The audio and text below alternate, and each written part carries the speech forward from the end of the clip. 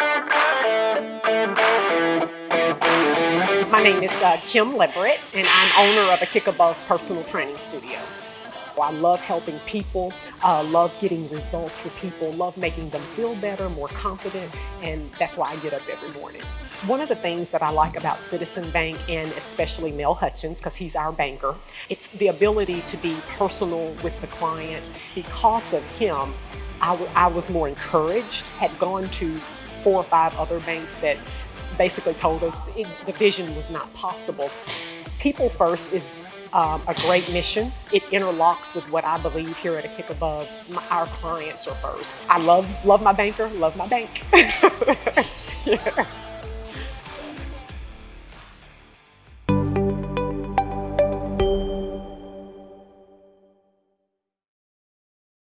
Welcome to the 2021 Oscar Washington Jr. Scholarship Awards Show. Here's our host, Pamela Smith. Good evening to you. I am so delighted to be here to serve as the Master of Ceremony for the 4th annual Oscar Washington Jr. Scholarship Ceremony. And we're delighted to see you by way of virtual reality.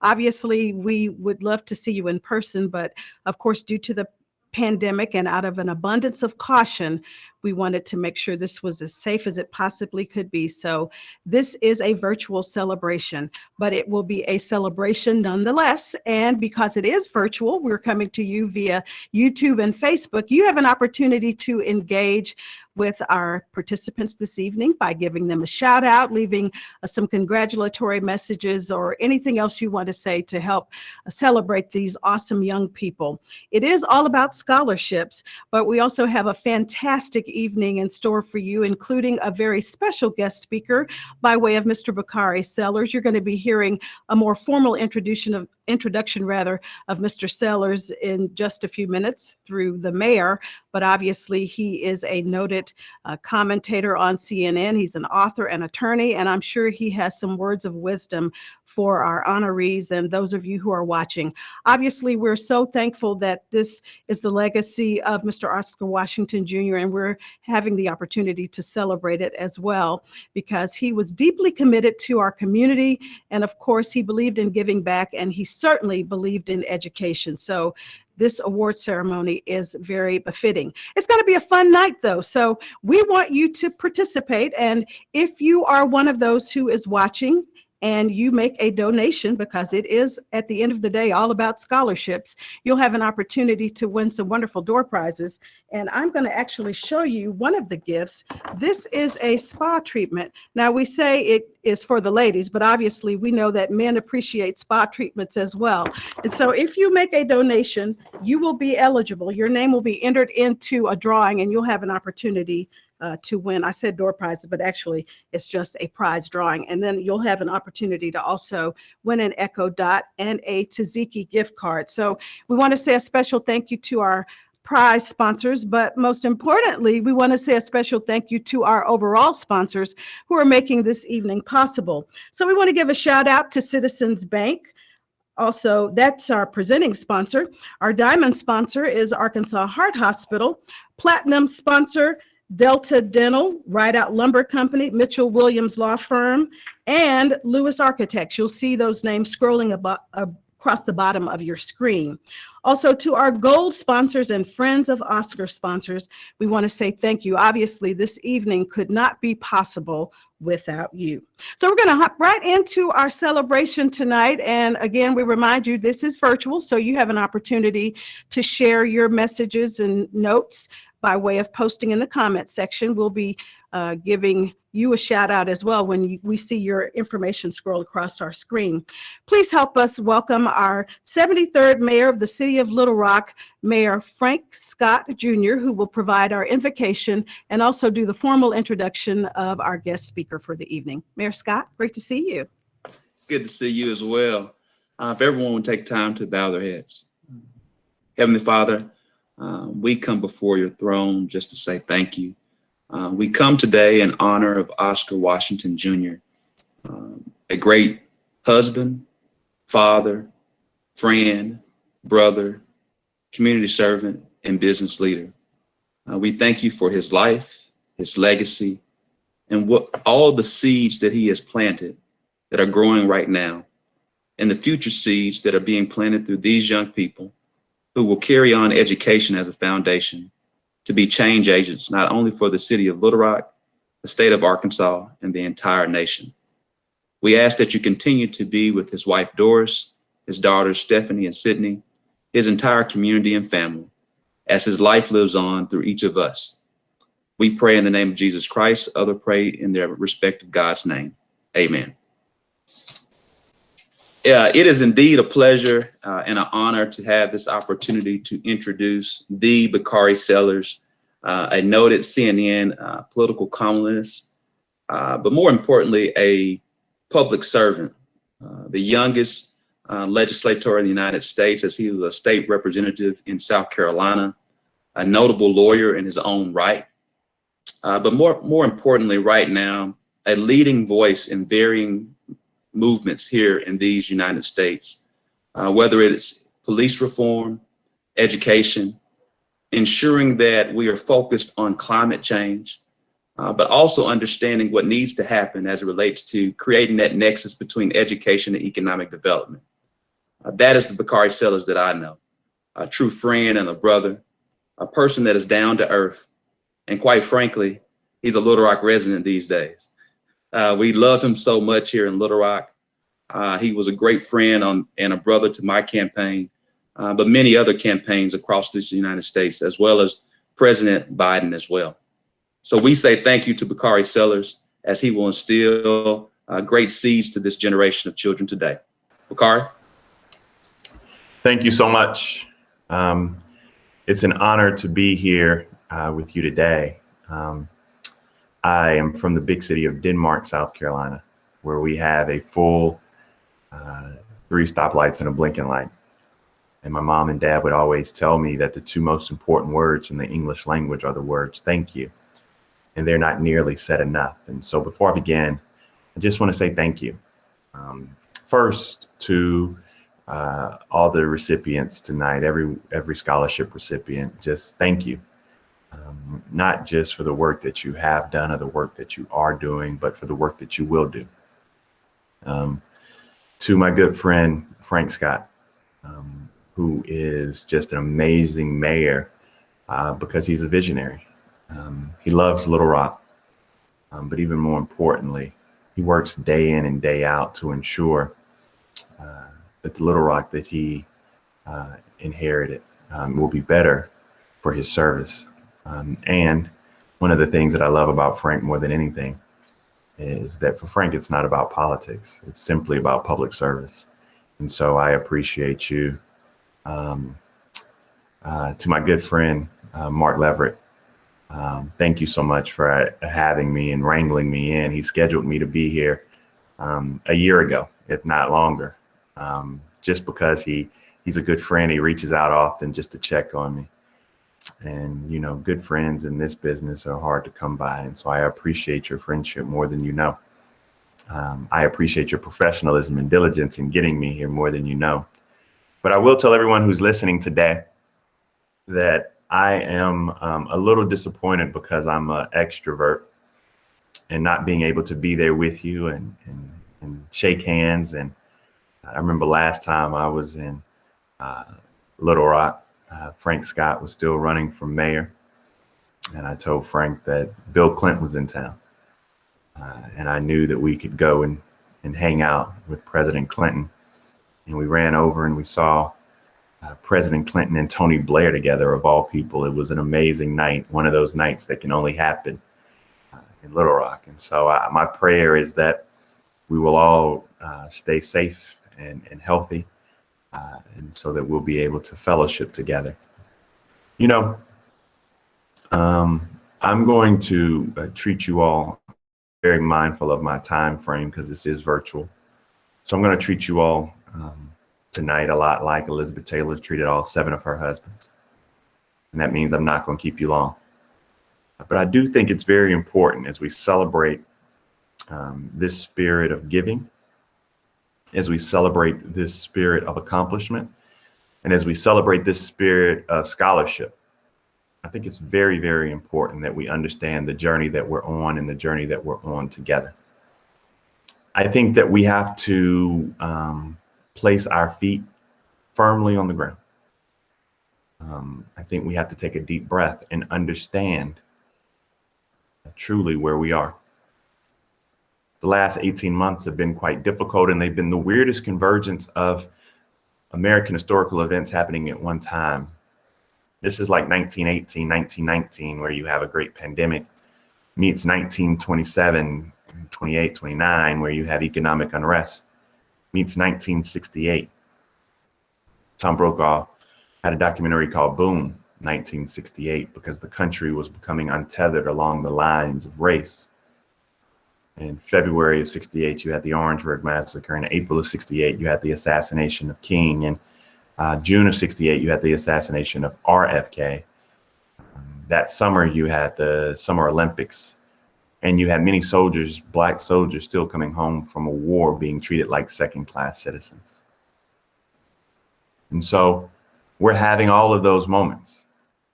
We're having that great pandemic, that economic distress and unrest and volatility. We're having that racial untethering all happening at one moment. And we have to place our feet firmly on the ground and take a deep breath and stock of where we are.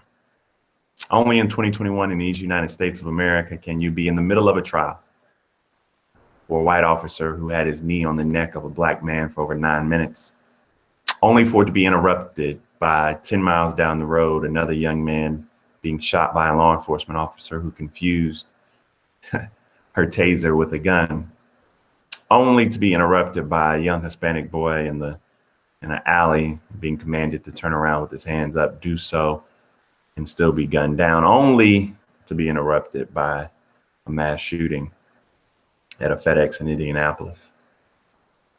And so we have to take stock with our feet firmly planted on the ground, take a deep breath, and understand where we are. And, I think it's important, especially for the young people tonight. I know that many people, when they come to scholarship dinners and when they do these type of receptions and banquets and graduations, they only speak to young folk. But I got to speak to us all, because either we are someone that we are celebrating tonight, or we are a part of their village and pouring into them. Every single aspect of that is of great import.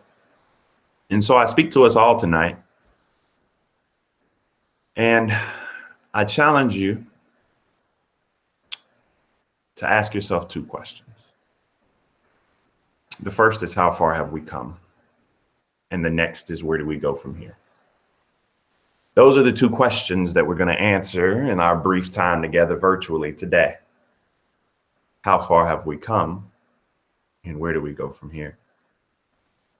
You see, in answering the first question of how far have we come, I'm very understanding of the fact that we have to have some historical context. When we think about how far have we come, we think about people like George Elmore, who was what they called a Renaissance Negro, who in 1946, he was so fair-skinned that he could pass for being white, decided he was going to go down to the county voter registration office. Now, George was deemed to be a Renaissance Negro because he owned a 5 and dime store. He owned a liquor store, had a cab, and took pictures on the side. And when he got down to the voter registration office, they gave him his voter registration card, a Black man in 1946, simply because he could pass. But in August, George went down and tried to vote, and Frank Scott knows this better than anybody. All y'all know this. Who are the nosiest people in any community? The nosiest people in any community are poll workers. They know absolutely everything about everybody. And those poll workers looked at George Elmore and said, "George, we know you're a Negro. You can't vote here." And so George was filled with audacity. George decided he was going to file a lawsuit known as Elmore versus Rice.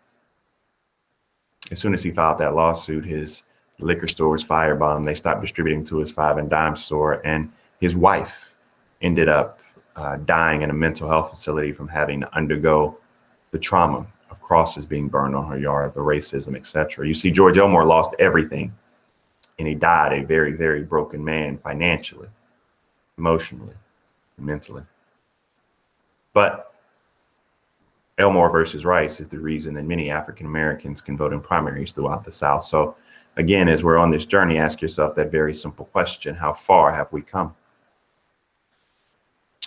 You think about people like Sarah Mae Fleming. She's one of my favorite stories to tell. She's one of my heroes of the movement. If we were together, I would ask y'all to raise y'all hand and tell me how many people out there know who Sarah Mae Fleming is. You know, she was dynamic. She was what they called a 22-year-old domestic worker. She cleaned up hotels. And one day she was getting off work, and the bus came around, and her sin wasn't sitting at the front of the bus. Her sin was when the bus driver told her to get up, she didn't walk out the back door that the colored used. She walked out the front door. And the bus driver grabbed her by the back of the neck, punched her in the stomach, and rode her down the steps. You see, the interesting part about the story of Sarah Mae Fleming is that she wasn't looking to make history that day. I would echo that for the recipients. She wasn't looking to make history that day. Instead, history found her, and she did what John Lewis always teaches us to do, which is to walk onto the pages of history. Frank, with his ministerial background, is going to be extremely proud of me for this, but I'm the furthest thing from a pastor. But this story does remind me of the book of Isaiah, when he was in the full awe and glory of the Lord, and the question was asked, who shall go for me? And Isaiah said, here am I, Lord, send me. See, Sarah wasn't looking to make history that day. Instead, she said, here am I, Lord, send me. She joined with some young enterprising lawyers from the NAACP Legal Defense Fund, and Sarah Mae Fleming laid the foundation in action and law for another young lady who sat down 17 months later, named Rosa Parks. So again, ask yourself that very simple question: how far have we come? My last story, as we add this historical context, is about Harry and Eliza Briggs. They were two Black parents in Clarendon County, South Carolina, not far from where I'm from, in 1949. And all they wanted was their Black kids to be able to ride school buses. Back then, Black kids were walking to school sometimes up to 9 miles one way. And so they filed a lawsuit. They sued the school superintendent. And most people don't know this, but this later became a part of the landmark collection of cases. It was one of 7, the first filed in that collection of cases known as Brown versus the Board of Education of Topeka, Kansas. It started right in my home state, humbly, of South Carolina. But in that hearing, in that case, in that order, in that ruling, Chief Justice Warren got a very rare unanimous opinion, but he held that segregation causes a sense of inferiority by placing children in environments not conducive to learning. Think about that. He said segregation causes a sense of inferiority by placing children in environments not conducive to learning. Now, over 60 years later, ask yourself that very simple question: how far have we come? When I think about that question, how far have we come, just using the historical context I just gave you, you all have your own points and your own history that you know so well, that you've lived, that you've written. But when I think about George Elmore and everything he sacrificed just so that he could have that franchise, that right to vote, and then I think about how there's an entire generation right now that doesn't understand the import or their legislatures throughout the country, particularly in the South, that are trying to take away that right to vote. I always remind folk that if your right to vote wasn't so important, they wouldn't work so damn hard to take it from you. Again, ask yourself that very simple question: how far have we come? When I think about Sarah Mae Fleming and all she wanted was access to public transportation, I think about the fact that there are many people who live in Black and brown communities around this country who don't have access to public transportation or affordable housing or even clean water. Shout out to my brothers and sisters in Jackson, Mississippi, or Denmark, South Carolina, where I'm from. There are 100 cities and municipalities in these United States that have less potable water than Flint, Michigan. Ask yourself that very simple question: how far have we come? And then I think about Harry and Eliza Briggs, and all they wanted was, they didn't want iPads, increased teacher pay. They simply wanted resources so that the kids could ride school buses But today we still live in communities where kids are punished because of the zip code they're born into. Ask yourself that very simple question: how far have we come? And Mark, in my 36 years of great wisdom, have come to the resolve that the answer to the question, how far have we come, that we've made progress, but we still have yet a ways to go. So now, on this journey that we're taking together, I think it's necessary that we pivot and ask ourselves the next question, which is, where do we go from here? It's a tough question. It's one that I wrestle with every day, particularly being a father, especially being a father of Black children, asking myself this question of, where do we go from here? You know, I remember Dr. King's second best piece of writing. Now, his first best piece of writing was not the I Have a Dream speech. If any of y'all think that, we can just fight after this. But his best piece of writing was a letter from the Birmingham jail. His second best piece of writing was his book entitled Where Do We Go From Here? It's about this thick. You can read it in one sitting. But Dr. King was always a great orator because he always gave you these big, bold, but binary choices. He was a great preacher. You know, preachers know you can't give people too many choices. You know, King was justice or injustice, but in this case, he gave us chaos or community. He said the answer to the question, where do we go from here, is either chaos or community. Many times when you all see me on CNN, you see me sitting in a frame much like this, but instead of having Arkansas Heart Hospital, shout out, thank you all for sponsoring, you usually just see chaos, you know, chaos at the border or chaos at 1600, chaos at the Capitol, chaos in Wall Street. But the unique thing in the unique position, what gives me hope, is that we still have an opportunity and a challenge to build community. Let me tell you a story as we kind of near our time to end. They told me don't be preaching. I got a time to end, so I'm gonna stay on time and on task. They even wrote it down for me. They said when they give Frank instructions, he'd be talking over everybody's time limit, so I'm not gonna do that today. But I do want to tell you a story. It's about a young man who was born at 633 Frederick Street in Denmark, South Carolina. When he was 10 years old in 1955, something happened that fundamentally changed his life. You see, back before you could go viral on Snapchat, IG, or Twitter, Black folk went viral in Ebony magazine. You know, he would always say that the strongest woman in the movement that he knew was Mamie Till. Because in 1955, Mamie decided to let the world see what racism, hate, and bigotry had done to her son Emmett, and she had an open casket. That picture was placed in Ebony magazine and went all around the world.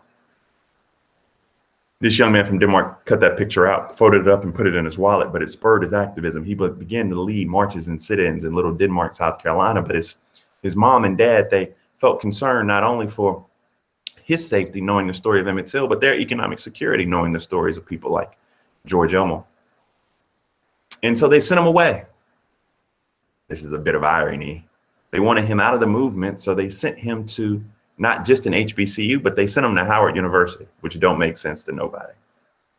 And when he got to Howard University, he not only befriended a man, but became roommates with somebody named Stokely Carmichael.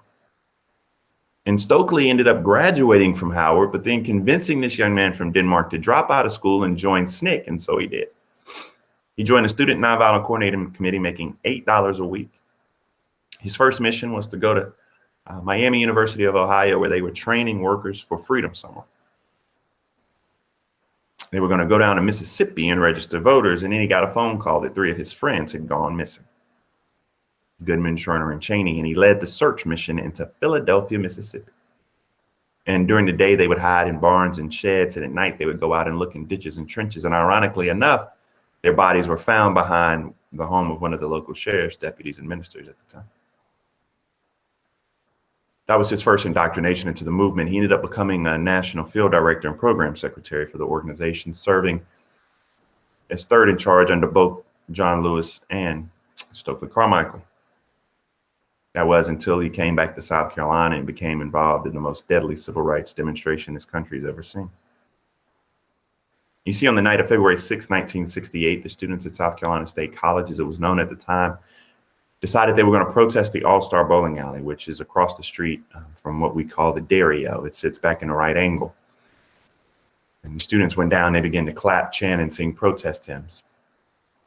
3 students were supposed to go in and get arrested, and they were going to fight these injustices, this segregation, these Jim Crow laws in the court of law. But when they went down, they began to clap and chant and sing protest hymns. And South Carolina state troopers began to surround the students, and as they surrounded the students began to press up against the glass, and the glass broke. And when the glass broke, all hell broke loose. And the police began to beat the students, but they didn't beat them with normal police batons. They beat them with batons that were about this long, and at the end, they had these leather rawhide whips. The students were beat in the back of their heads, along their shoulders and chests. They had to go back that night to their campus and heal not only their physical wounds, but their emotional wounds and mental wounds as well. And then came February 7th, 1968. The history books recall it as saying that, I think old folks got this saying, tension was so thick you can cut it with a knife.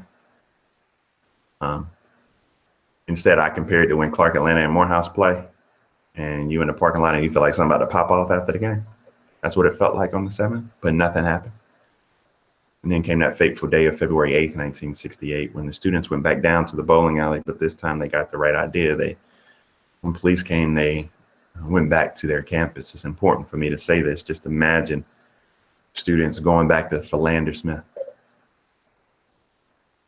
They go back to their campus and they build this huge bonfire. And you all know it don't get cold, but it's cool in February in the South. And the embers are illuminating the darkness, and they begin to clap and chant and sing protest hymns. But they couldn't have imagined what would happen next. They couldn't foresee that South Carolina state troopers would close ranks like they did. They didn't foresee that they would line up along the embankment in front of their beloved campus. They didn't foresee that they would have shotguns that were loaded with deadly double-aught buckshot, so the same bullets we used to hunt deer, and they did not foresee that they would be turned on them with deadly intent. And for 8 seconds, 1001, 2, 3, 4, 5, 6, 7, 8. Shots were fired into the group of students. It killed 3, Henry Smith, Samuel Hammond, and Delano Middleton. It wounded another 28. This young man from Denmark was shot in the shoulder that night. He had to go to the infirmary where they told him there was nothing they could do for him there. When he got to the hospital, though, he was pointed out by the only black sheriff's deputy in Orangeburg County. He was arrested and charged with 5 felony counts, looking at a maximum of 75 years in prison. On that night, injustice, it left mothers without their sons. It left the pages of my state's history stained red with blood. In between the night of February 8th, 1968, and this young man from Denmark's trial, all 8 officers who fired shots into the group of students were tried, and they were all found not guilty. This young man from Denmark went to trial, and his indictment was backdated from February 8th to February 6th. They said they misplaced the evidence, but they did remember this young man from Denmark lighting a Bic, standing on top of a fire truck and saying, "Burn, baby, burn." He was charged, tried, and convicted of rioting, becoming the first and only one-man riot in the history of this country. And so when you look at this young man today, after serving his time, and you ask him what's the greatest sacrifice he had to make, he'll tell you the greatest sacrifice he had to make was not being in jail or losing his freedom per se. It wasn't even being housed on death row when they denied his bond. But the greatest sacrifice he had to make was being in jail for the birth of his oldest daughter, or my big sister. Because this young man who grew up into a civil rights hero is my father, Cleveland Sellers. And the lessons that I learned from people like Medgar Evers and Emmett Till and Henry Smith and Samuel Hammond and Delano Middleton, Judy Richardson and Marion Barry and Julian Bond, Fannie Lou Hamer,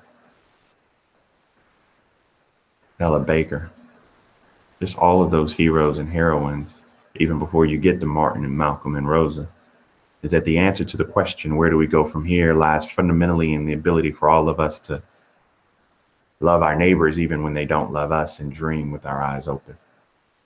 So as we're on this journey together, and you ask yourself that first question, which is how far have we come? Know that we've made progress, but we still have yet a ways to go. As you ask yourself that next question, which is where do we go from here? I don't know the answer to that question, but I do know that I must dedicate myself to loving my neighbors even when they don't love me, because hate is too much of a cross to bear. and I always know that I must dream with my eyes open. Then and only then can I get to my ultimate goal, which is excellence. All of us, under the sound of my voice, should strive for excellence. And Benjamin E. Mays, who's the greatest educator of all time, defined excellence as doing things so well that no man living, dead, or yet to be born can do them better.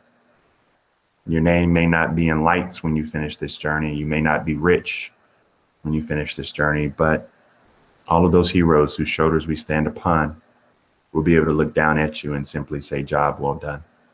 So congratulations, best of luck, and I'll meet you all at the top. Thank you. God bless you all. Wow, thank you very much for that very poignant commentary, Mr. Sellers, and espousing wisdom and giving us a little bit of a history lesson. It's hard to imagine that you have all of that information and you're a ripe young 36 years old. So you have taught us all quite a bit tonight. And Mayor, I know that you would like to offer some comments to Mr. Sellers. After a speech like that, you really can only say amen. Well, you can say amen, but also realize that I cut my prayer short because I thought he wasn't going to be like a preacher and take that long.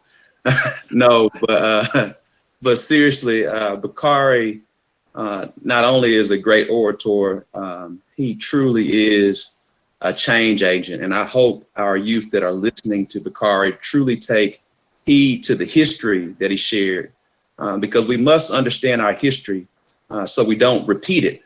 But we acknowledge it so we can move forward towards a new future. And just so grateful for Bakari and all that he is doing for our entire nation. You really don't know how much of an impact that he's having on a numerous amount of other mayors, governors, members of Congress because of his active service and selflessness. And we're very grateful for him during this time. We certainly are, and I love what he said. His message was, how far have we come and where do we go from here? And Mayor, you said it best, I think, as well, regarding change agents. That's what we have in our honorees tonight. And we know that as they look forward to where do we go from here, they have an opportunity to be change agents and also difference makers. So thank you again, Mr. Sellers, for sharing with us this evening and inspiring our young people and some of our older people who are young at heart. Well, thank you, Ms. Pamela. Yeah, we look forward to seeing you on CNN, one of my favorite commentators. So thank you again. We're going to move on into our program. And before we share a little bit more about our students this evening, we want to take just a moment to hear from one of our sponsors. A lot of hospitals claim to offer world-class care. At Arkansas Heart Hospital, we have the awards to prove it. We are proud to be one of only 6 hospitals in the country recognized among the world's best for cardiology. That means patients here benefit from some of the best doctors, treatment, and technology available anywhere. Now that's world-class cardiovascular care. Arkansas Heart Hospital, leaders in Arkansas and everywhere else. Heart Hospital, one of our sponsors, and we certainly do appreciate them. I'm going to ask if you have your mic open, if you don't mind muting it as we continue our program tonight. We want to give a quick shout out to some of the folks who are watching, and we want to say thank you for joining us.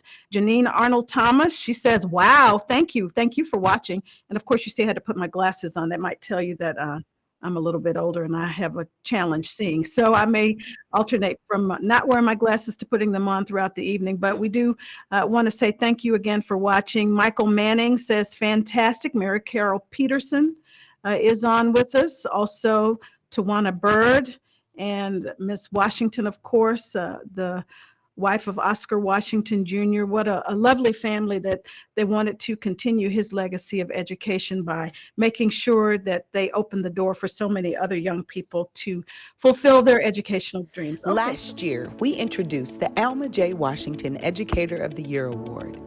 This award was established to recognize educators in our community who have spent their career investing their gift of teaching and compassion in the lives of our students.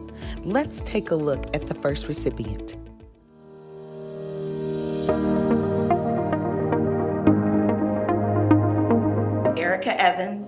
I teach in Pulaski County Special School District at Clinton Elementary School in Sherwood.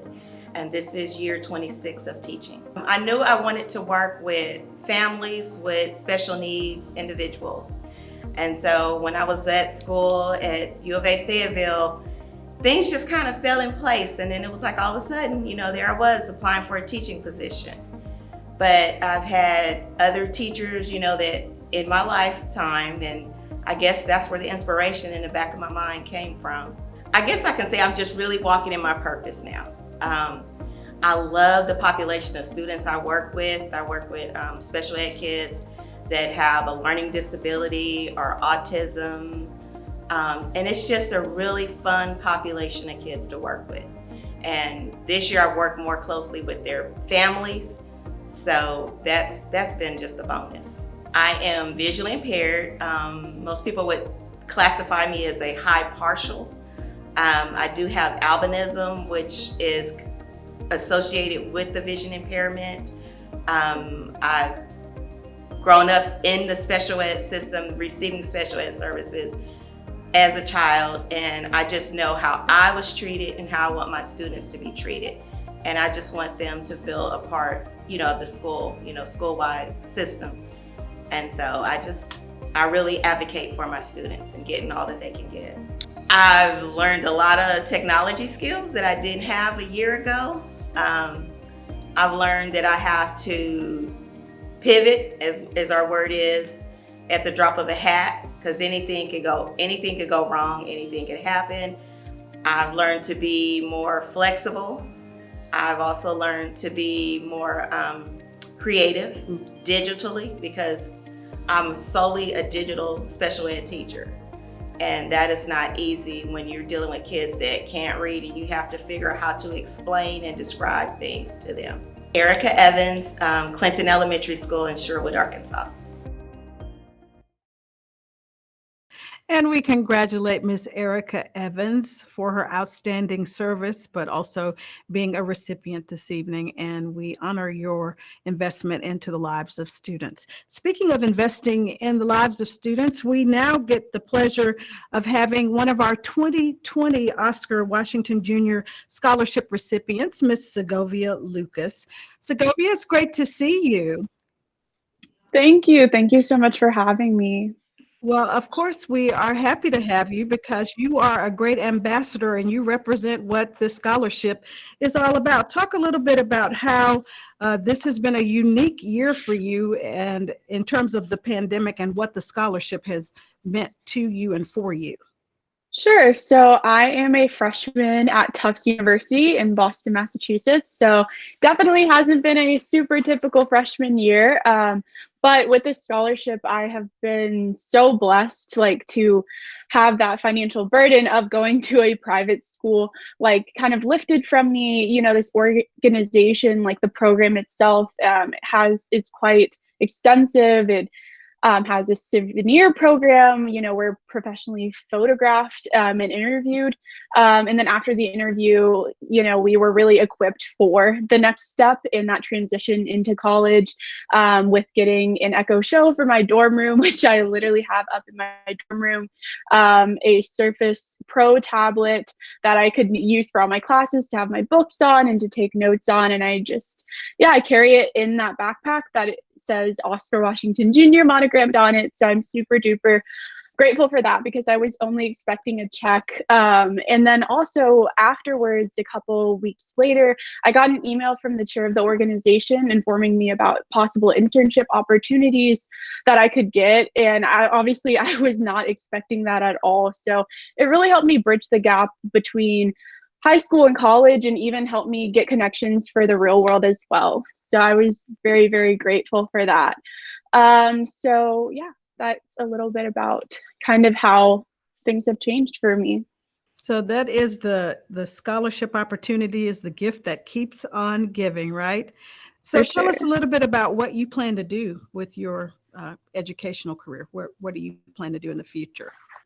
Sure. So I have an internship this summer to do cancer research at Dana-Farber, which is a part of the Harvard Medical School system.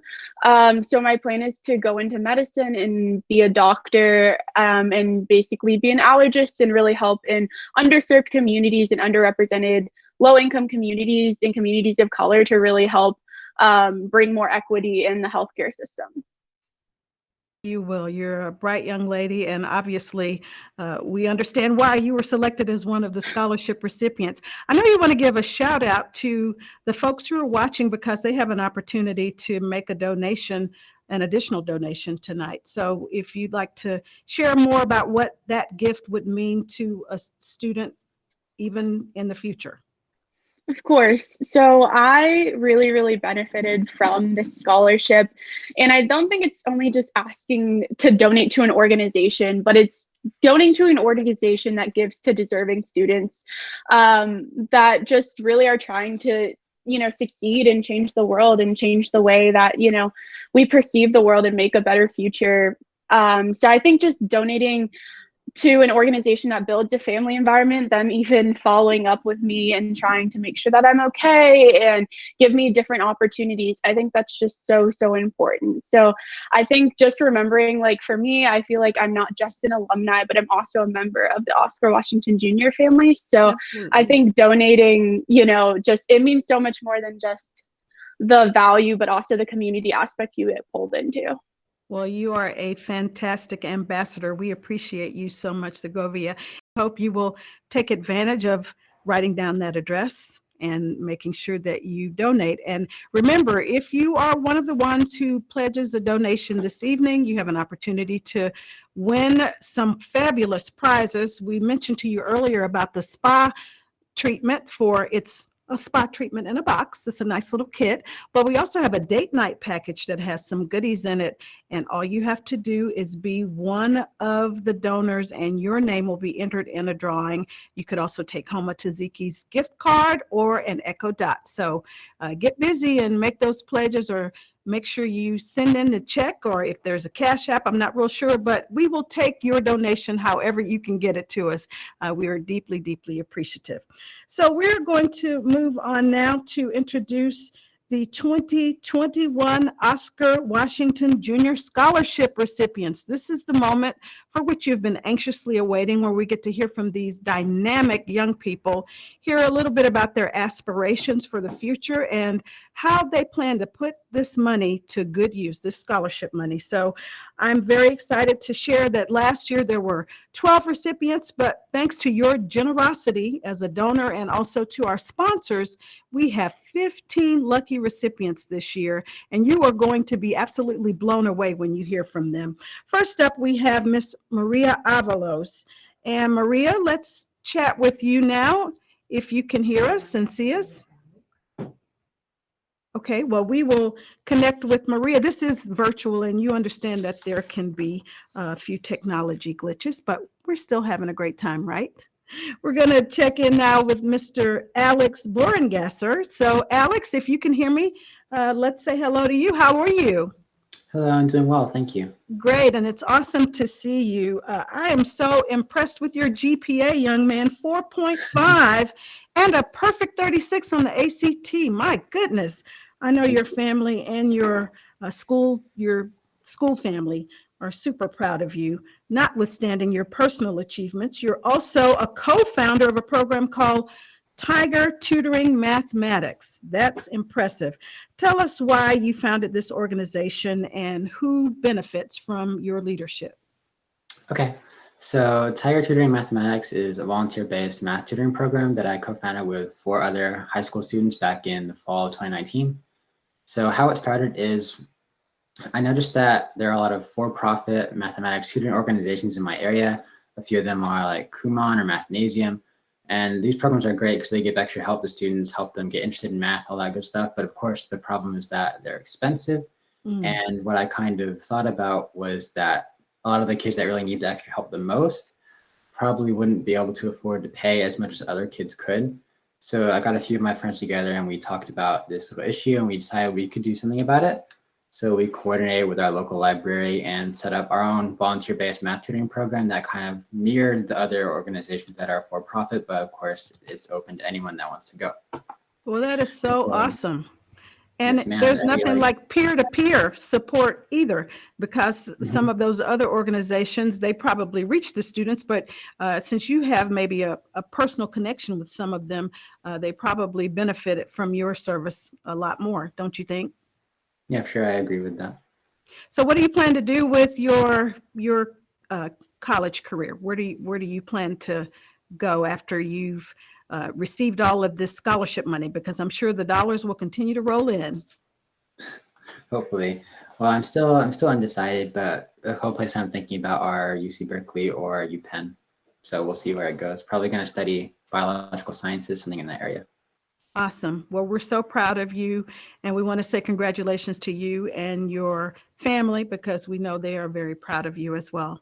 And thank you for being such a great ambassador. That's Mr. Alex Boringesser, one of our scholarship recipients. And you can give him a shout out in the chat, or if you want to use some of the emojis and give a hand clap, we'd love that too. Thumbs up, all of that is welcome this evening. We're going to check in now with Miss Emma Reardon. And Emma, we are glad to see you as well. What an exciting opportunity for you to be one of the scholarship recipients. And I want to share something that one of your instructors said about you when recommending you. She said, "In all of my years of teaching, I don't think I've ever met a more insightful student than Emma. Her level of intelligence is incredible, and truthfully at times," she says, "I felt I wasn't good enough to be her teacher." Now that is quite the compliment, young lady. As a student, can you tell us a little bit about what it means to have made the kind of impact on a teacher that you've made, as we just mentioned? It was really like very meaningful to me when she said that, and I just my teachers have had like a much greater impact on me than I have on them. So it really feels very fulfilling to know that she saw my efforts and my respect for what she was doing, and like all of my educators in that way. Because I try to like acknowledge the meaningfulness of what they do. Yeah, they make people much more aware of the finite and just the consequences for what can happen. I think that for me, it's made me more conscientious and willing to make my life more meaningful, because I know that things can end or things can happen. So. Well, you obviously have a very bright future, and we are so proud that you are now an official part of the Oscar Washington Jr. Scholarship family, and we can't wait to hear what your future holds, and we certainly look forward to hearing back from you and hearing more about all of the great things that you will do. Thank you very much, Emma. That's Emma Reardon. We're so proud of her. Now we're going to try to check in with Maria Avalos. Maria, are you there? Awesome. Well, you get to see Emma too. Yes, I'm here. All right.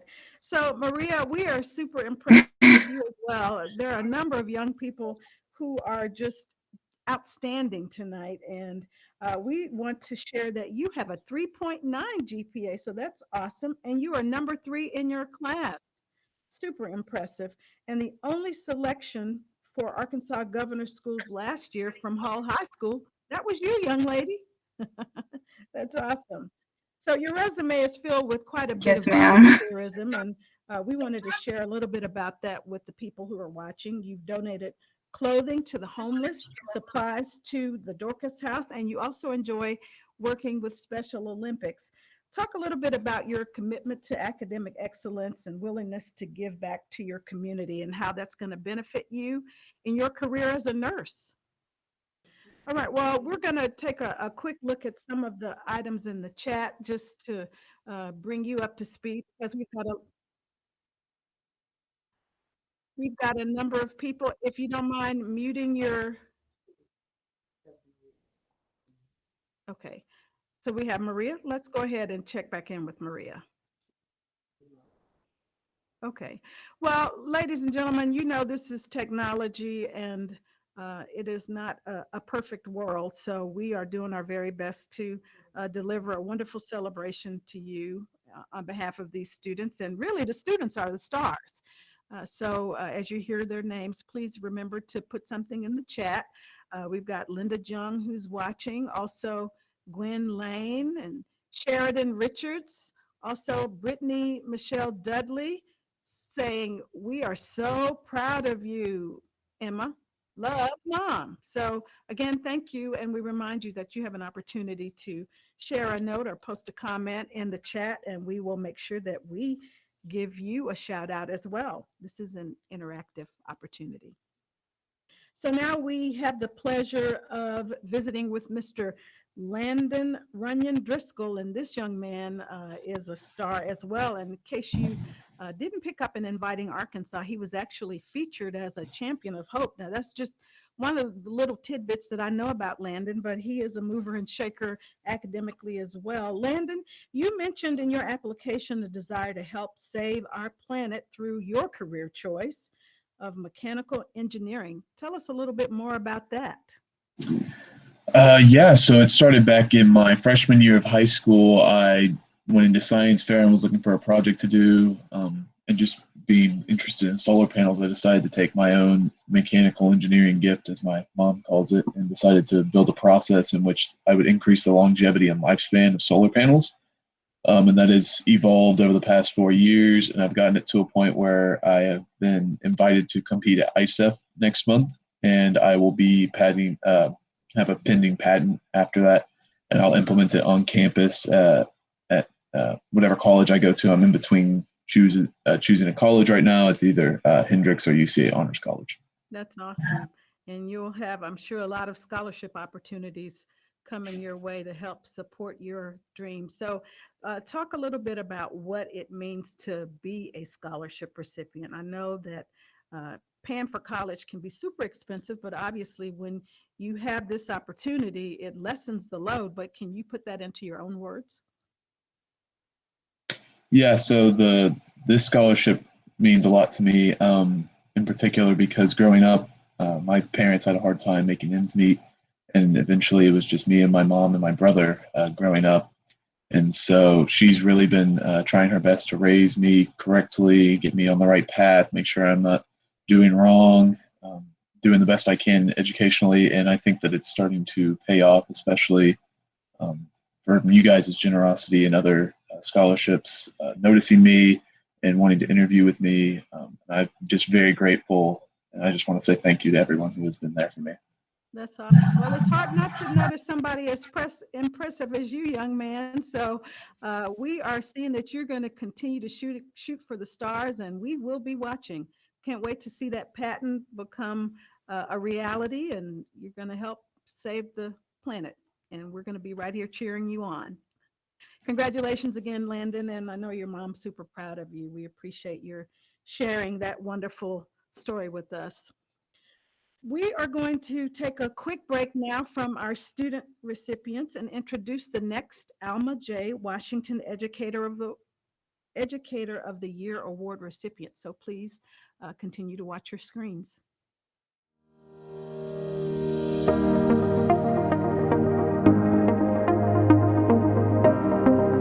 My name is Tyrone Harris. I'm principal at Romine Elementary School. This is my 34th year in education. Very early in my life, my parents instilled in me the importance of education. And I saw that my teachers were all very smart, they were very confident, they wanted to instill a love for learning. So I decided when I grew up that I wanted to be a teacher based on what I saw with my teachers. I'm driven by the desire that I want to help children be the very best that they can be. I enjoy working with children, seeing them grow, seeing them learn. And with them being our future, I know that it's important that we prepare our students and children to be the best that they can be. I've been able to stay connected through, I've had face-to-face conferences, of course, with my mask on and their mask on. Also through Zoom meetings, through phone calls, through Twitter, Instagram, Facebook, Class Dojo, just any means to make sure that I'm keeping open lines of communication. I think the COVID-19 pandemic has helped me to learn or to reassure me that God is God, that He has control of all things. He's got the whole world in His hands. It's allowed me to learn the patience of Job because, of course, I'm used to getting things done very quickly, timely, and so you have to be patient through this process. And then how important it is that we work together as a village to meet the needs of everyone and to support each other. It's Tyrone Harris. I'm principal at Romine Elementary School. Going to, speaking of scholarship recipients, meet some more of these wonderful young people. And I'm pleased and proud to introduce to you now Ryan Curtis. Hi, Ryan, you there? Hi. Hey, Ryan, got that $1 million smile. We're so honored to have you join us. You've been busy, young lady. You volunteered for Special Olympics for the past 4 years. And when I hear these kinds of stories, it's always amazing to me that young people can be academically gifted and doing all of this volunteer work. But when speaking about your interaction with the participants, the director states that, quote, you share in the joy of their triumphs and comforts them in their losses. You give the athletes a platform and a voice. And that is so impressive. That's what you call true selflessness. How do you plan to use your career in the medical field to continue this commitment to those who have medical challenges, Ryan? Yes, in my opinion, I think the doctor's office has a stigma attached to it because people think all you get from there is bad news. But when my patients think of Dr. Curtis, I want them to be excited because they know no matter the circumstance, I will be there to help them. I use everything in my power to help them. Because I've volunteered with Special Olympics for so long, I think the exposure to special needs people will help me to be sensitive to the fact that my patients will have medical challenges. Some challenges may be mental, some may be physical, but either way, we'll attack them with a positive approach. I will celebrate good news with them, and I will not only comfort them, but I will also give them different outlets and options to help them with the bad news. I will acknowledge their progressions, and that will hopefully motivate and encourage my patients to never give up. If I've learned anything from Special Olympics, is to never give up, and I hope to instill that into my patients in the future. That is awesome. That message of perseverance is so important. And I do like the ring of Dr. Curtis. That sounds awesome. Thank you. And we can't wait till you bring those talents back to Arkansas. Be Yes, Dr. ma'am. Curtis in Arkansas. Right. Thank you very much and congratulations. We're very proud of you and honored that you are committed to seeing your dreams through. And the Oscar Washington Junior Scholarship is going to help facilitate that.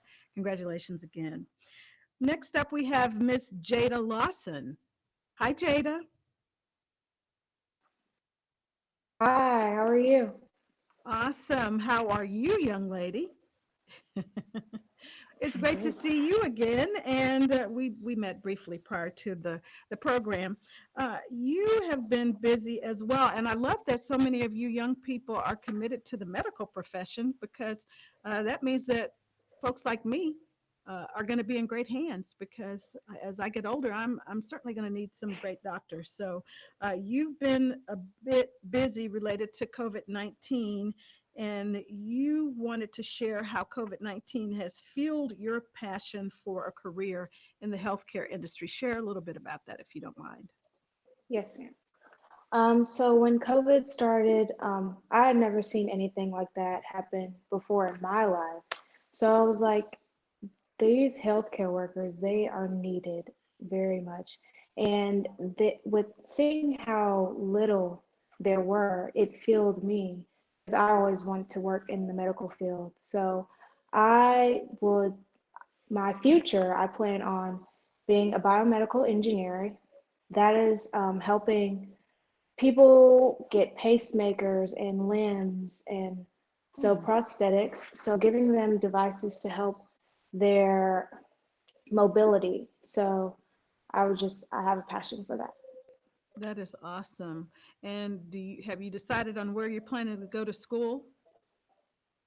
Yes, ma'am. I'm going to University of Arkansas at Fayetteville. Awesome. Well, we can't wait for you to keep those, what we say, because you're not going away, but keep those homegrown talents right here in Arkansas and come back and make a difference for a lot of lives who may be impacted by mobility challenges. And what an ambitious thought and plan. And we are so proud of you. Congratulations. That's Miss Jada Lawson, another one of our scholarship recipients. And now Miss Kaylee Johnson. Okay, we will come back to Miss Kaylee and visit with Mr. Kenneth Hamilton. Hi, Kenneth. Hello. Great to see you also. So you intend to use your degree in accounting. So tell us a little bit about what your aspirations are for using your accounting degree to help your church and community. What are your plans? All right. So how I can help my church community with my degree in accounting? What I plan on doing is I plan on being able to teach church members and just members of the community in general ways for them to best manage their money, as well as any small business owners that are in the church, ways for them to empower themselves and work closely with them. Well, we know your church family as well as your own family have to be super, super proud of you. And of course, we all can use some better money management skills. So we look forward to you putting that to work on behalf of our Kansans as well. Do you have your college plans lined out yet? Yes, ma'am. I plan to go to the University of Arkansas at Fayetteville. Awesome. And we know now accounting will be your major. And hopefully this scholarship will help along the way as you make plans to have a great future and not have to worry about how you're going to pay for that. Congratulations again. We appreciate your being here with us to help us celebrate another outstanding student in our community. We're going to move on now to our next honoree. Actually, we have another Alma J. Washington Educator of the Year. I apologize. So let's recognize this recipient. If you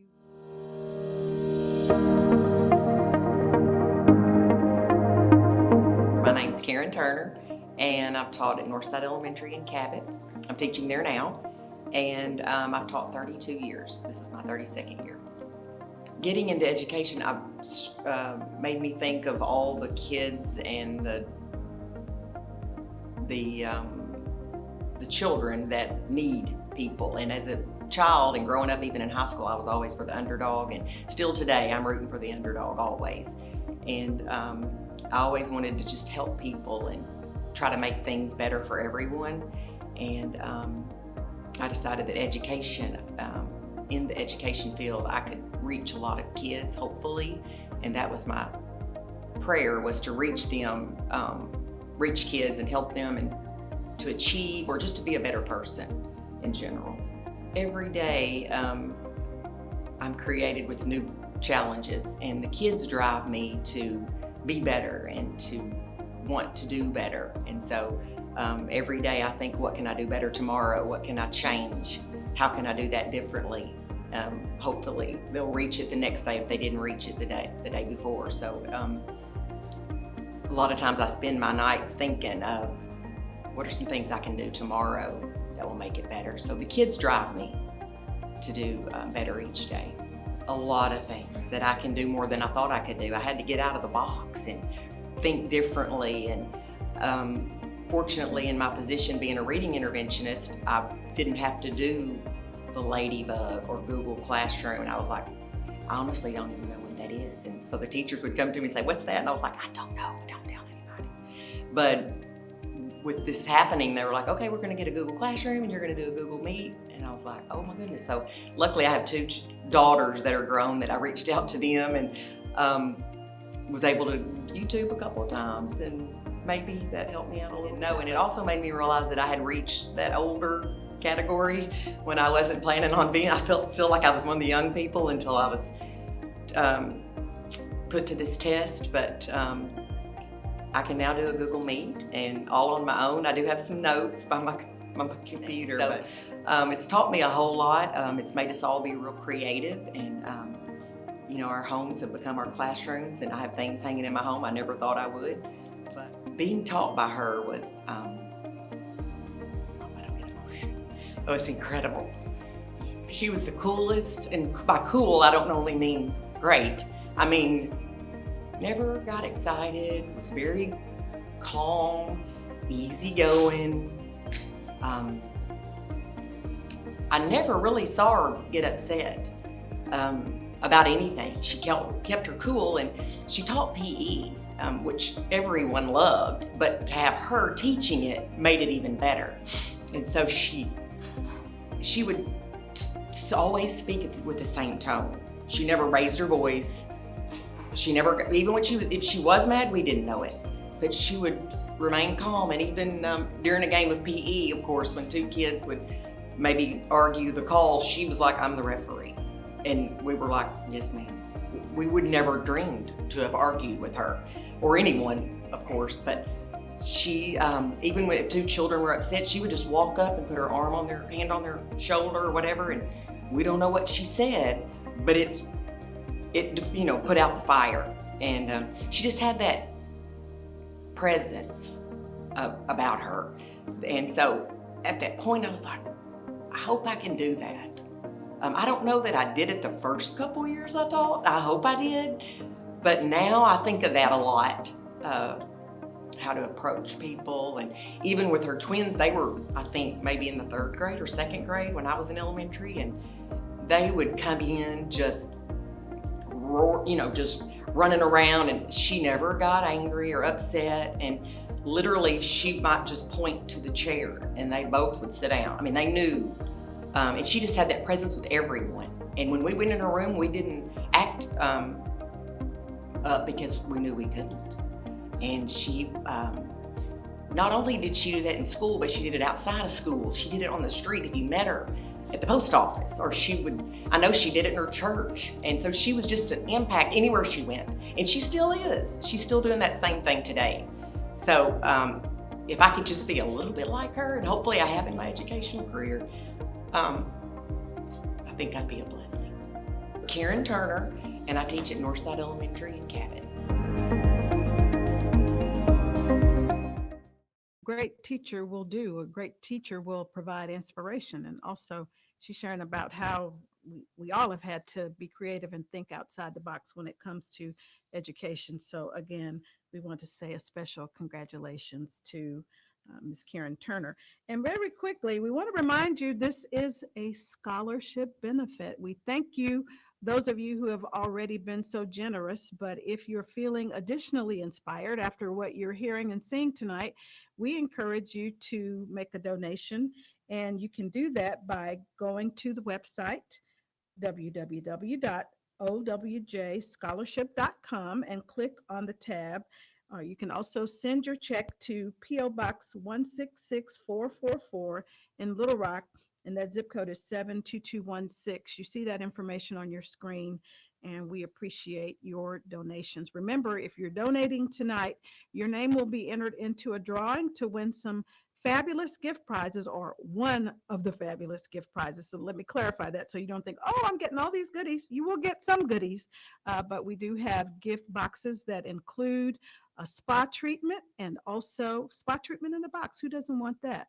Also a date night package, gift cards to Taziki's, and Echo Dot. So again, we remind you to please give generously, and then you would be eligible to win one of those fabulous prizes. We're going to move on now to visit with another of our awesome scholarship recipients, Miss Kaylee Johnson. Kaylee, how are you doing? I'm doing good. How are you? Awesome. It is so great to see you. You all have such lovely smiles. Thank you. Yeah, we're happy to have you with us this evening. Kaylee, you share a sentiment that rings true with some other students about how growing up in a single parent home drives you to be successful. Talk a little bit about how you've been able to achieve success in high school. Well, watching my mother being a single parent, she motivates me and drives me to be successful, because there have been many times where some things that I always wanted or needed, like I would have to, I would be like, Mom, can you please get this for me? And she'd be like, I'm working on it. And then eventually I would see that she was able to provide those things for me. and just being able to see her work hard just drives me to make my life better and do good things in the world Well, and just further my education so I can help her out in the long run. Well, I know your mom has to be super proud of you, and she's certainly served as a great role model to you and helping you see what the possibilities are for your own life. Does it motivate you to know that this is really interesting? When I read this about you, you're pursuing a career that includes very few African American women. Why don't you share with the audience what that career is and how you plan to use the scholarship to help you get to that career choice? I plan on pursuing an environmental engineering degree. This scholarship will help me pursue that degree because it has allowed me to go to college and get the financial burden off my mother and I for me to attend Jackson State University. I just recently got a full ride scholarship there, and this will help me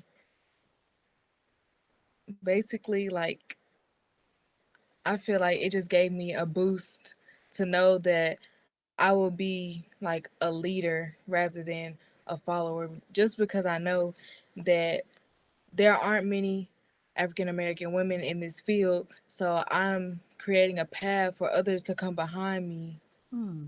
to be able to make a change in the world. Well, that is a fantastic response, and we are so proud of you being a leader. And obviously, you were recognized for being a leader by your selection as a scholarship recipient. And we can't wait to hear the great things that you're going to do. Knocking down those doors, young lady. Yes, ma'am. Congratulations, and give your mom a big hug because she should be so proud of you and serving as your inspiration as well. Thank you very much. That is Miss Kaylee. We appreciate you. Keelan Harris is our next honoree now. Keelan? Hi there. How are you this evening? I'm good. Awesome. Well, we're so happy to see you. And Yes, you ma'am. do quite a bit of volunteer work. As I said earlier, I'm just amazed at how you young people are able to juggle so many things, but you do volunteer work at Exalt Education. You tutor students and who make up a marginalized population. Talk about how that's preparing you for a career path that seems to include a focus on social justice. Yes, ma'am. Just volunteering with Exalt and other organizations, it just taught me how to basically like relate to all people, and it has also just changed my perspective and allowed me to like take the opportunity to look at other people's lives in different ways. And then from there, I was just able to like see the differences and think about the role I could play and like the social justice, and also just how my gifts and talents could like impact people in a positive way. And I feel like that's why it's so important for me to like major in business and also just help create jobs. And one thing I want to do is just open up my own gym in the future to like help serve the community and just give knowledge on my life skills that I know that can be used to be successful. Oh, that is so awesome. Making a difference. And tell us where you plan to go to school if you've decided that already. Right now, I'm currently undecided. Well, that's okay. At least you'll have some Yes, money to ma'am. help pay for wherever it is you choose to go. Yes, And I ma'am. know your parents are happy about that. So Yes, ma'am. They congratulations are. again, Keelan. We're so proud of Thank you and honored that you could be with us this evening. Uh, Audrey Fortner is our next honoree. Hi, Audrey. Hi. Look at that big, beautiful smile. Great to see you. Great to see you too. Yeah, we're excited about all of you students. You're just amazing. And I want to tell you something that one of your teachers said about you, described you as being selfless in an age of self-absorbed young adults. What motivates you to serve others at school, in your church and community? And how do you do all of that and never make below an A in your classes?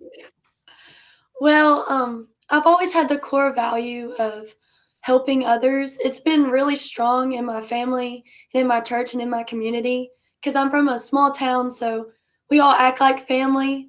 So if you see somebody that needs help, you help them.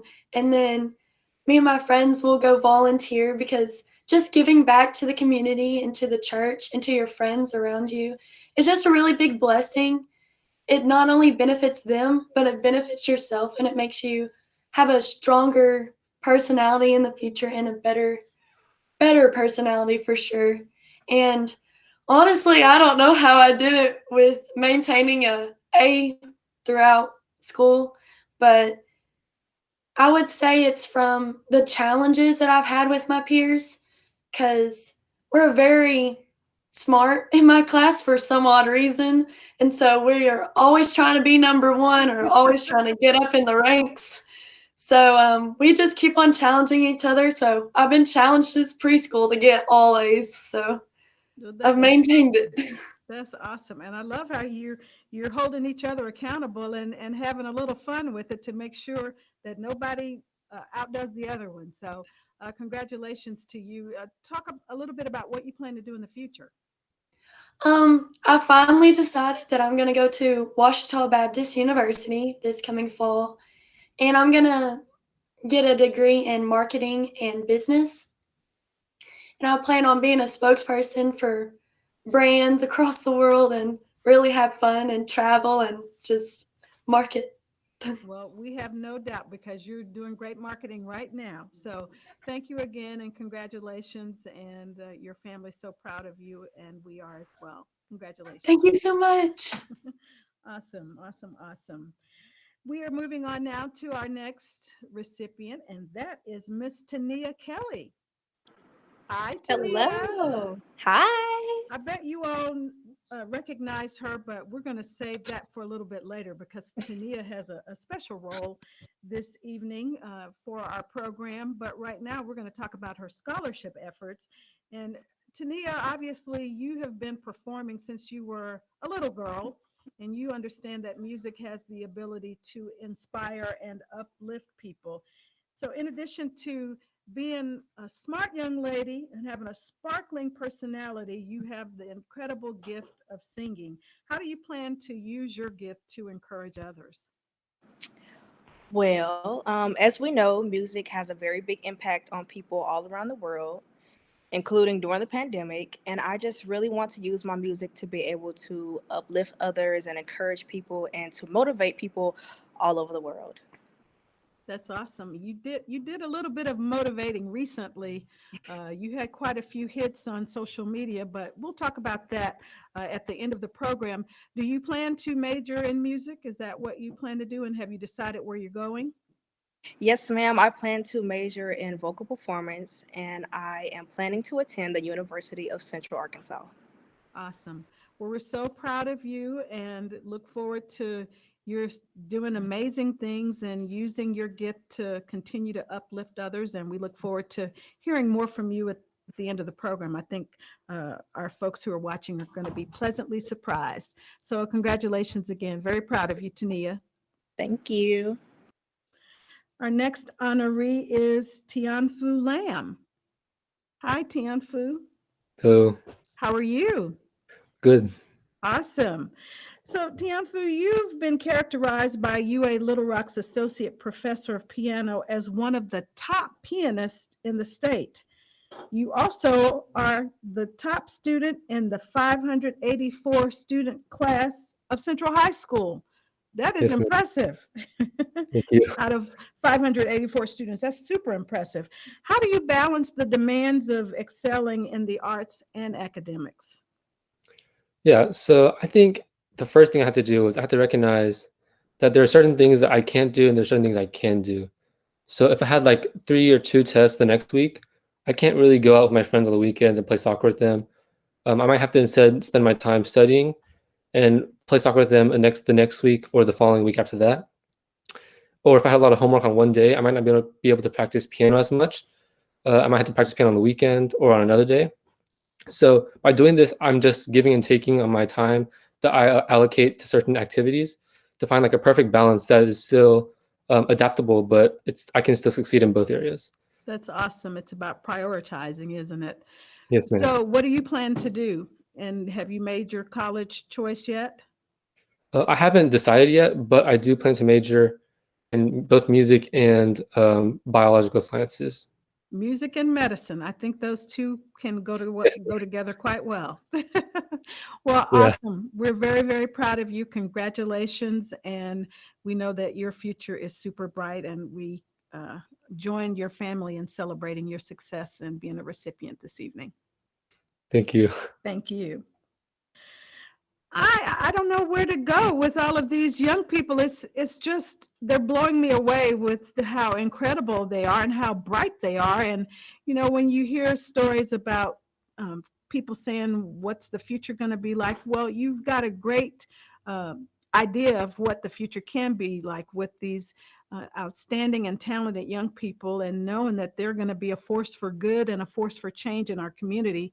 And we just hope they come back here. That's what we're hoping. Let's take a quick look at some of the notes in the chat, because we want you to keep them coming. Danielle Haynes says the pressure in a good way. So I guess she's saying they feel pressure, but it's pressure in a good way. Also, congratulations to Nia. That comes from Trisha Rogers Maddox. Got quite a few hand claps. I love how you guys are using the emoji. You heard the teacher talking about thinking outside of the box. I know the younger people are thinking outside of the box. They're using the emojis, and we want some of our more mature, our seasoned watchers to use those emojis too, just because they're fun. But again, we want to say thank you for paying attention tonight. Yes, Monica McIntosh, they all are amazing. We do concur, and we want you to keep those notes coming. Right now, we're going to take a break from our student recipients to recognize, yes, another Alma J. Washington Educator of the Year Award recipient.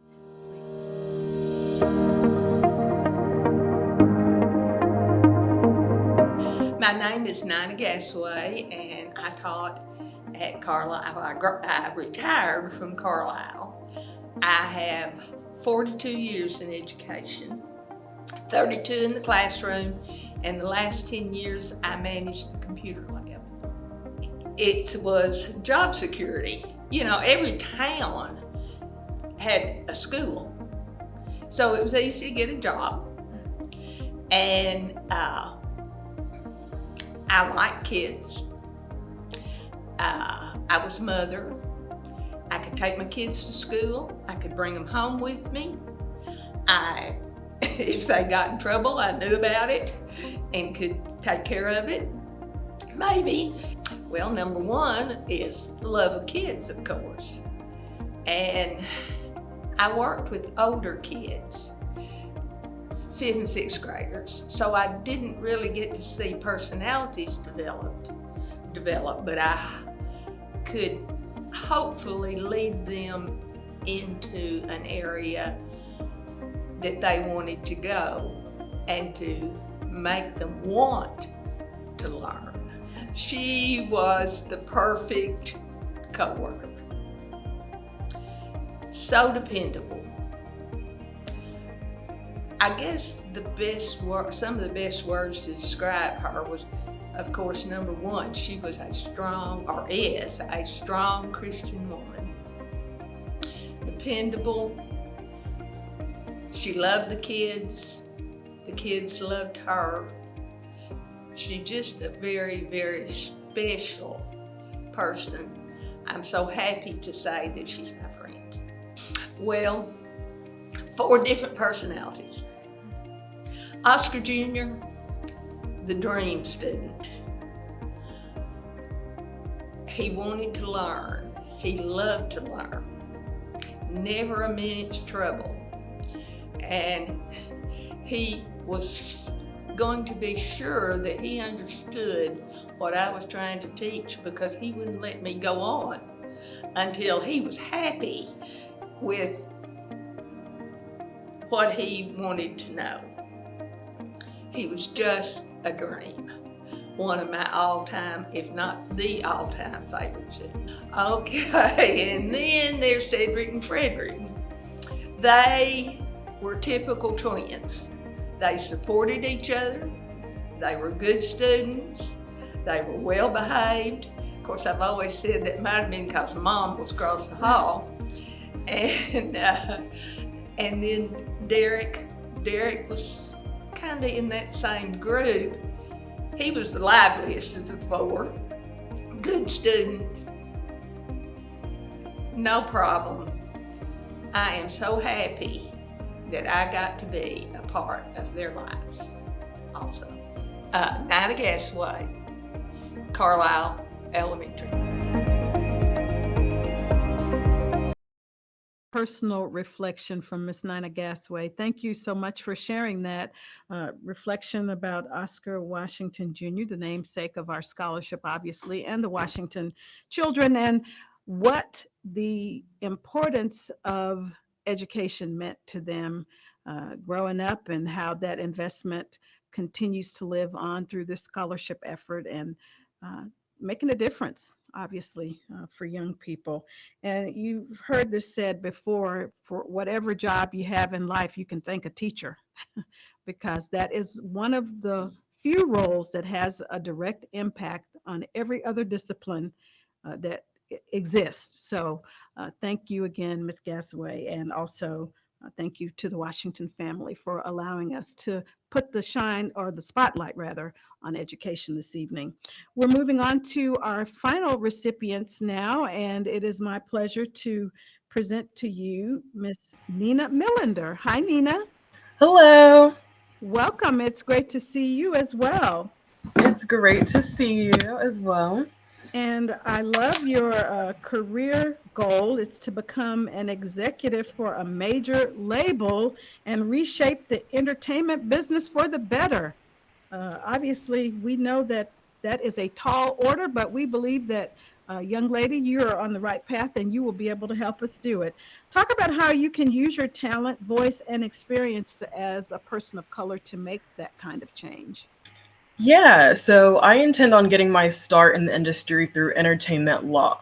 From artists like Little Richard to Megan Thee Stallion, we've seen the subpar legal representation in artists of color, as labels are notorious for their predatory deal making. Although anyone can get a bad deal, it is because of economic and educational disparities that Black and Brown artists are more susceptible to getting unfair contracts. I liken it to COVID-19. Anybody can get it, but Black and Brown people are more vulnerable to it because of systemic inequalities. It is no question that diversifying the entertainment law scene will improve the ongoing situation. To put it frankly, as a Black woman, I can relate to artists who share that same social experience better than someone who does not. I can relate to sensitivities in my clients' art. I understand their yearn to maintain creative control as they wish to avoid the suppression of their voice and message. So yeah, I look forward to fighting the good fight through my position as an entertainment attorney in the future. That is awesome. You sound like you're going to take a lesson from the page of Congressman John Lewis, get into some good trouble. Yes, that's the goal. Oh, that is so awesome. So have you ironed out your plans for where you plan to go? I have actually. I plan to attend Spelman College this fall. Well, we're very proud of you, young lady. So well-spoken, and no doubt a bright future is on your course and in your forward veer in front of you. Or thank you. View, excuse me. Yeah. Yeah. Well, we're very, very proud of you. Congratulations. And we are now moving on to Ashlyn Billingsley. Ashlyn has a very important message because she has probably one of the most unique experiences among our scholarship recipients. You mentioned in your application that you contracted COVID-19. I did. As a result, Yes, ma'am. yeah, as a result, you see life differently now. Well, we're so glad that you have recovered and well on the way to a positive direction as far as your future goes. Talk about what impact COVID had on you and how your perspective has changed as a result.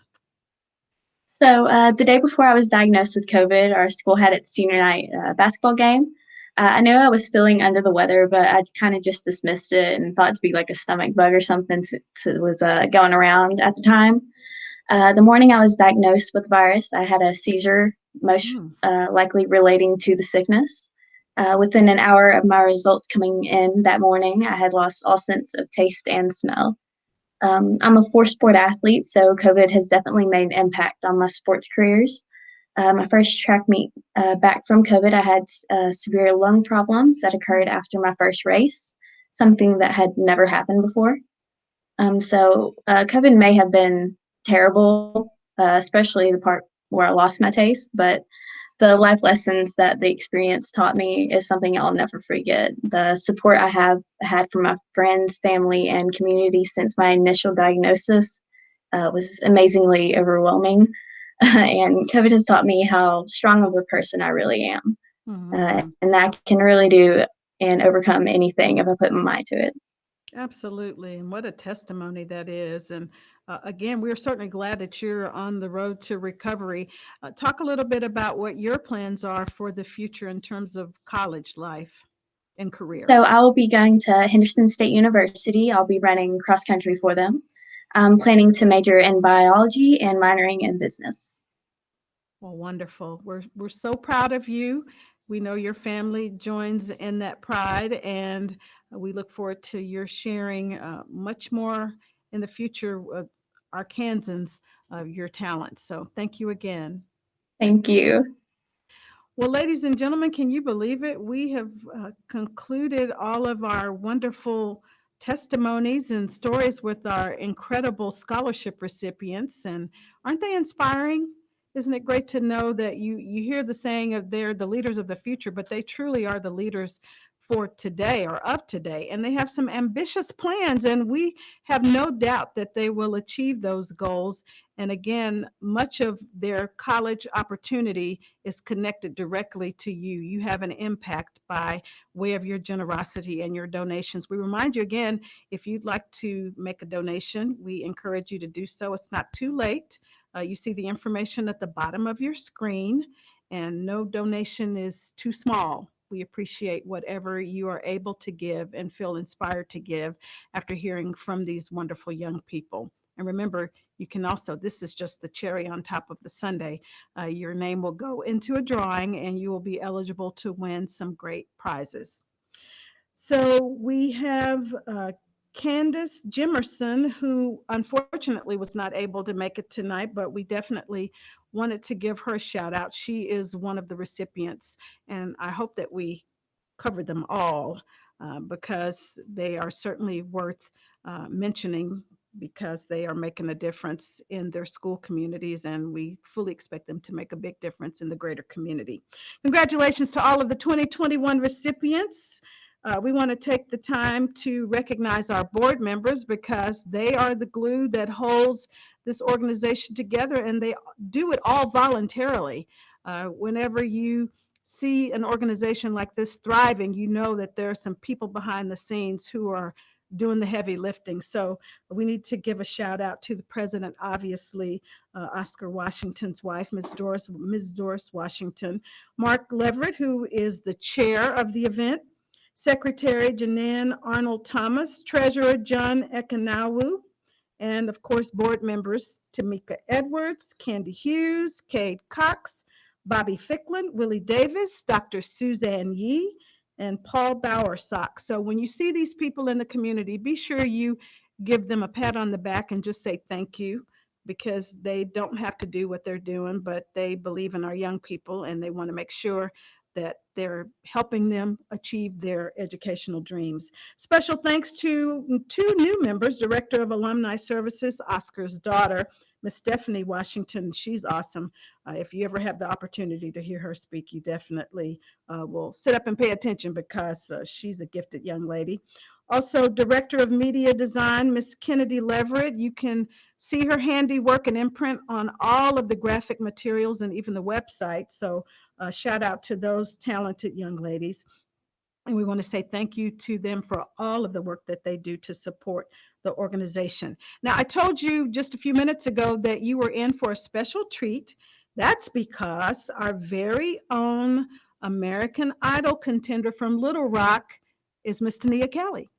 And Tania, as I mentioned to you, she was so popular on the show that when we put her post out on social media and as we followed on American Idol social media, it was blowing up the internet, you guys.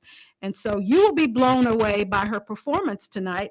And we are going to turn it over to American Idol contender right here from Little Rock and a 2021 Oscar Washington Jr. Scholarship recipient as she closes us out tonight, Miss Tania Kelly. Thank you again, everyone, for watching.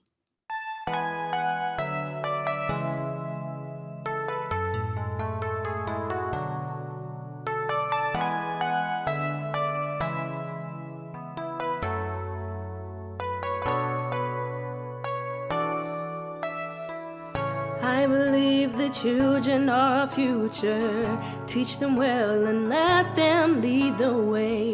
Show them all the beauty they possess inside. Give them a sense of pride to make it easier.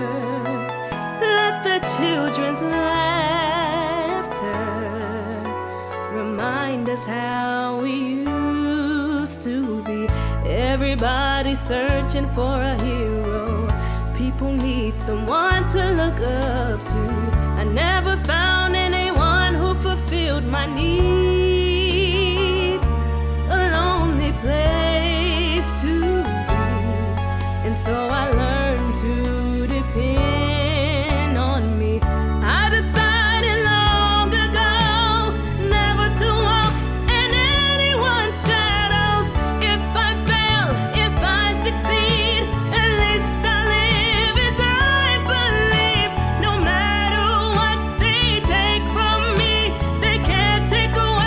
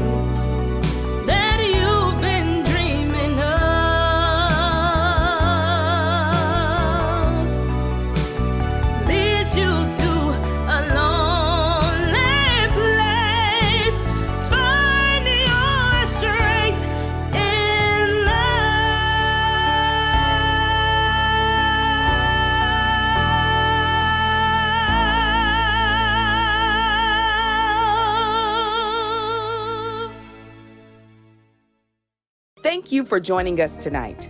Don't forget, anyone who donates tonight will be added in a drawing for some great gifts. We hope you all enjoyed this presentation. Have a great night.